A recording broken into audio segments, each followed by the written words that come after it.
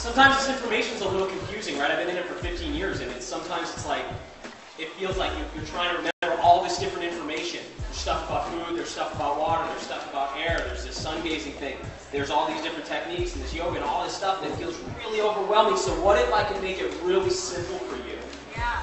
Like, what if today you could leave here with such a simple pattern in your head that you could understand it all forever, and you no longer need anyone to explain it to you because you have a map? Yeah. You guys want a map? There's a lot of meaning in symbols, right? And a lot of us have become symbol illiterate. So we've forgotten the symbols. The only symbols we know now are like the alphabet. So what we need is these little hearts. We use letters and we string them together in words, but sometimes there's symbols that mean more than like ah or ugh. Some symbols have a lot of meaning. Some symbols have so much meaning that they can give you an entire worldview that will shift the way you think and see everything in your reality forever. I promise. The way the ancients, today, Dave was talking a lot about the ancients, about our ancestors, and about a time on this planet when there was a culture different from ours, much more highly advanced than ours, who understood things that we are sort of having a difficult time understanding because of the way we're trying to look at it. Because we're trying to use our modern scientific paradigms that are only how old? Like 150 years. It's a very young paradigm. With that paradigm, through that lens, we're having a difficult time understanding a lot of this information. So what it requires of us is just a slight paradigm shift or a slightly different perspective. So that's what we're going to develop. Here's how most ancient cultures, ubiquitously across the entire planet, transculturally, everywhere, saw reality. One, that the whole thing could be viewed as one big unit.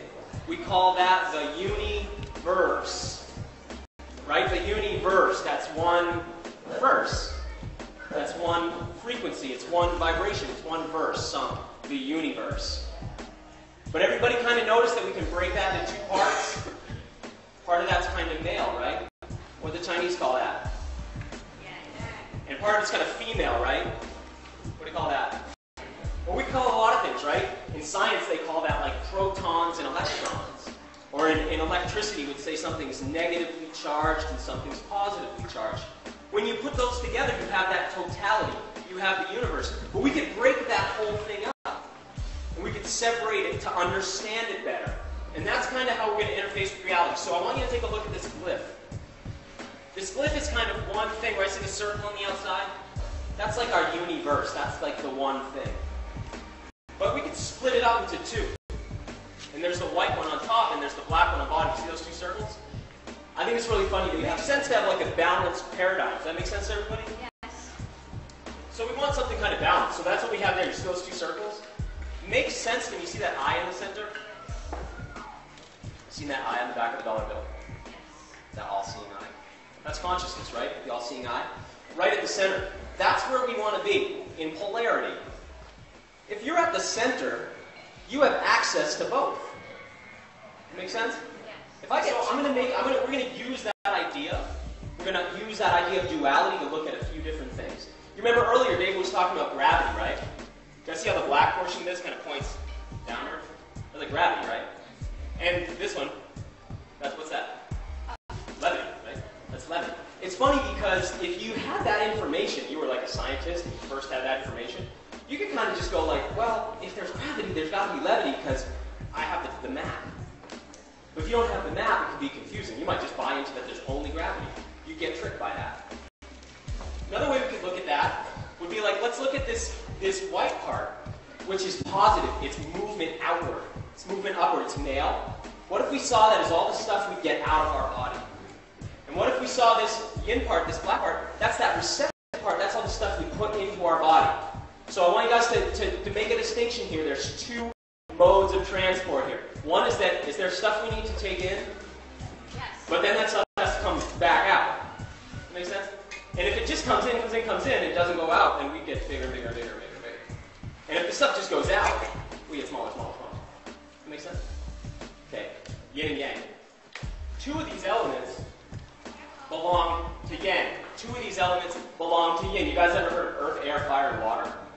That was before there was 92 elements in the periodic table. Right? Because now we have, you guys go to chemistry, we went to chemistry and learned all those elements, right? And it was kind of confusing because the elements that are really built into your brain, The ones that our ancestors used were earth, air, fire, and water. Right? Those have been in our brains for a long time. Those are the fundamental filing systems our brains work on, whether you know it or not. Earth is kind of like food. Where's food come from? The earth, right? So it's fair to say that every day you've got to kind of take in some earth. And every day kind of some earth is going to come back out. Is that fair to say? And every day you're going to probably take in some water. And then water's probably going to come back out, right? And every day you're going to take in some air. Right? And air is going to come back out. And every day you're going to take in some fire. We call that sunlight, that giant fire up in the sky. And what comes back out? Heat, sweat, right? So we're actually interfacing with 4 elements every single day. Now you could get really confused and get into all these little niches of what like health paradigms are, right? You could especially get tripped up if you think the whole thing's about food, because it's not just about food. And I've met so many people, and I've been that person where I was convinced that everything was about food. And what happens, especially in these kind of cultures where people are real focused on food, is that after a while they become hypochondriacal and they think everything they're experiencing is about the food they're eating. Now some of us can get wise to that. Some of us has figured out, hey, you know what? Water's important too, isn't it? Like we're talking a lot about that today. If you don't have the right water, your health approach can suffer, right? But what if you have really good food and you have really good water, but you live in downtown Manhattan and you suck exhaust fumes all day? That's gonna impact your health to some degree, right? So we kind of want to have the good air piece in play. Does that make sense? That's obvious, right? And we also want to have good sunlight, right? If we're cut off from that, our health's not going to develop properly. Fair? Yeah. You guys tracking with me? Yeah. So here's the thing. I've met people stuck in each of these paradigms. You guys ever met like people who do yoga and everything's about the breath, man? Just breathe, man. It's all about the breath. And then you like see them at like Starbucks. It's all about the breath, man. And I know people who are all about the food, but they drink their water out of plastic bottles. And I met the guy who lives on sunlight, travels around, the world teaching people to live on sunlight.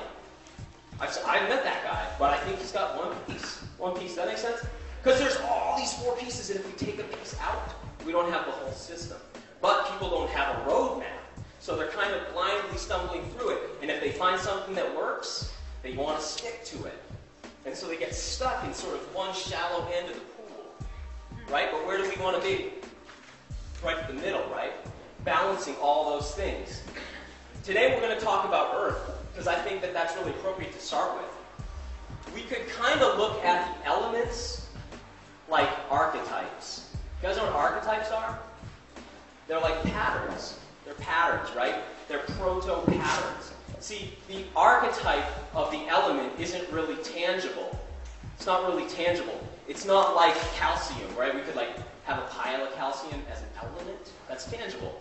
These elements are a bit more like an idea, but they do exist. And we still work with them today in chemistry, but we call them something else. Because if we called them earth, air, fire, and water, our scientists would not feel as elite as they like to feel.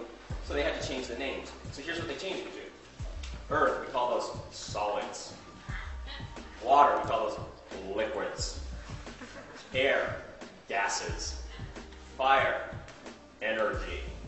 We're still working with them, but we don't like to call them those names because we're not really comfortable being connected to our ancestry, because we want to believe that we climbed out of caves and then got the Discovery Channel and cars or whatever, and then now we don't need any of that information, when the truth is when we look back, it's like people were smarter the further we go back. And today we've kind of fallen, but we don't want to do that, and we don't want to look back, and so we've kind of changed the words, but you can't get rid of those, because you still require interface with all 4 of them every single day.